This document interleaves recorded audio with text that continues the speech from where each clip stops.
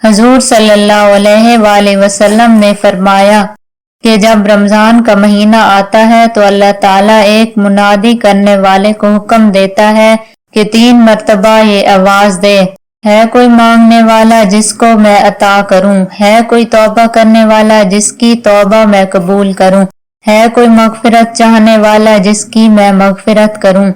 حضور صلی اللہ علیہ وآلہ وسلم رمضان کی اہمیت واضح کرتے ہوئے فرماتے ہیں کہ اگر بندوں کو معلوم ہوتا کہ رمضان کیا ہے تو میری امت تمنا کرتی کہ کاش پورا سال رمضان ہی ہو۔ اللہ تعالیٰ کی بارگاہ میں عزت والا وہ ہے جو متقی ہے۔ اللہ تعالیٰ متقی لوگوں کے ساتھ ہے۔ اللہ تعالیٰ متقی لوگوں کو پسند فرماتا ہے۔ جنت متقی لوگوں کے لیے تیار کی گئی ہے۔ قیامت کے دن متقی لوگوں کو مہمان بنا کر اللہ تعالیٰ کی بارگاہ میں حاضر کیا جائے گا۔ متقی لوگوں کے لیے اللہ تعالیٰ کے پاس نعمتوں والی جنتیں ہیں۔ اللہ تعالیٰ متقی لوگوں کا مددگار ہے۔ متقی لوگ قیامت کے دن ایک دوسرے کے دوست ہوں گے۔ متقی لوگ امن والے مقام میں ہوں گے۔ آخرت کا اچھا انجام متقی لوگوں کے لیے ہے۔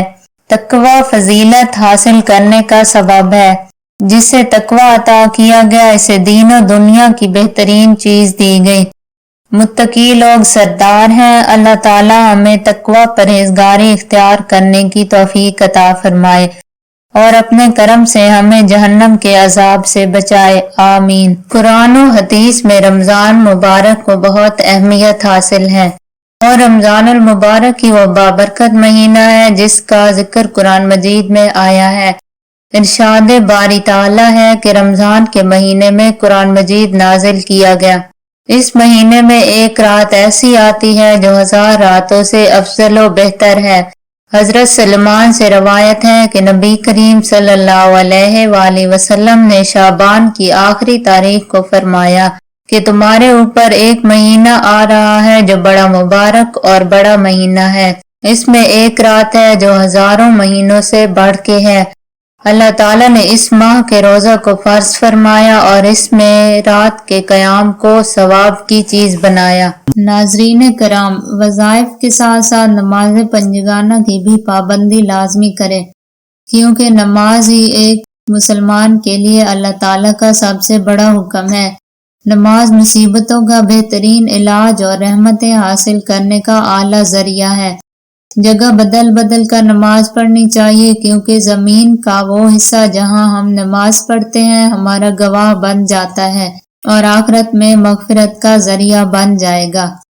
نماز مصیبت کو دور کرتی ہے، نماز چہرے پر نور لاتی ہے، نماز بیماریوں سے نجات دلاتی ہے، نماز عذاب قبر سے محفوظ رکھتی ہے، نماز رزق کی تنگی کو دور کرتی ہے، نماز سچا مومن بناتی ہے، نماز اللہ کی رحمت کا ذریعہ ہے، نماز بے حیائی اور برے کاموں سے روکتی ہے، نماز جنت میں داخلے کا خزانہ ہے، نماز جہنم کی آگ سے نجات کا سبب ہے، نماز افضل جہاد ہے، نماز مومن کا نور ہے۔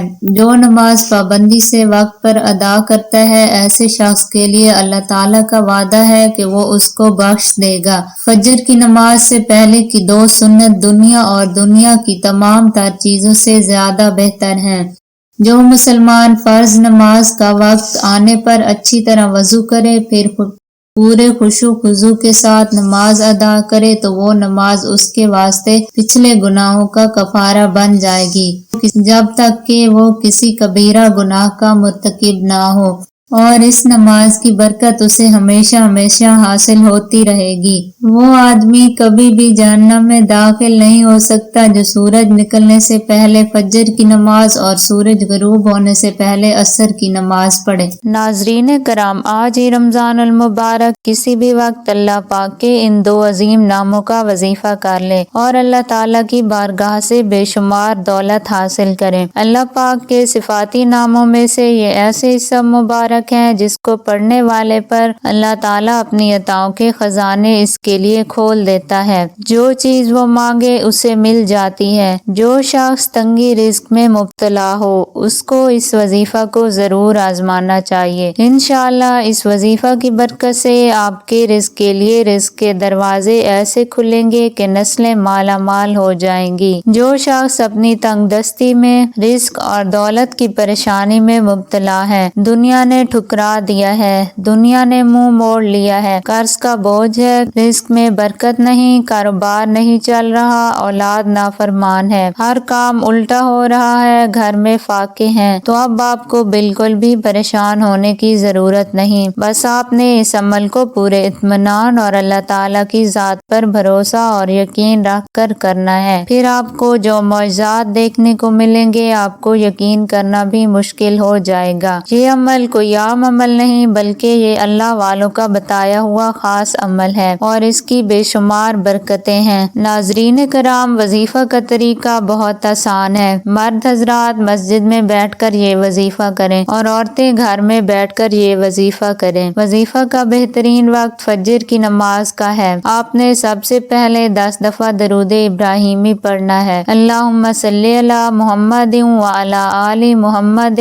کما صلیت علی ابراہیم وعلی آل ابراہیم انک حمید مجید۔ اللہم بارک علی محمد وعلی آل محمد کما بارکت علی ابراہیم وعلی آل ابراہیم انک حمید مجید۔ اور پھر فجر کی نماز سے پہلے یا بعد میں سب سے پہلے آپ نے 111 بار یا غنیشو کی ایک تسبیح مکمل پڑھنی ہے اور پھر ایک تسبیح یا فاتحہ کی پڑھنی ہے۔ آپ نے یہ تسبیحات مکمل اطمینان سے پڑھنی ہے، جلدی جلدی نہیں پڑھنی۔ تسبیحات مکمل کرنے کے بعد آپ نے پھر 10 مرتبہ درود ابراہیمی پڑھنا ہے اور ہاتھ اٹھا کر اپنے اللہ پاک سے وہ سب کچھ مانگنا ہے جس کی آپ کو خواہش ہے۔ انشاءاللہ اس وظیفہ کی برکت سے آپ کی ہر خواہش پوری ہوگی اور رزق میں برکت اور ترقی میں کسی قسم کی رکاوٹ نہیں ہوگی۔ روزانہ کے وظائف: جو شخص روزانہ 200 مرتبہ یا حافظو پڑھتا ہے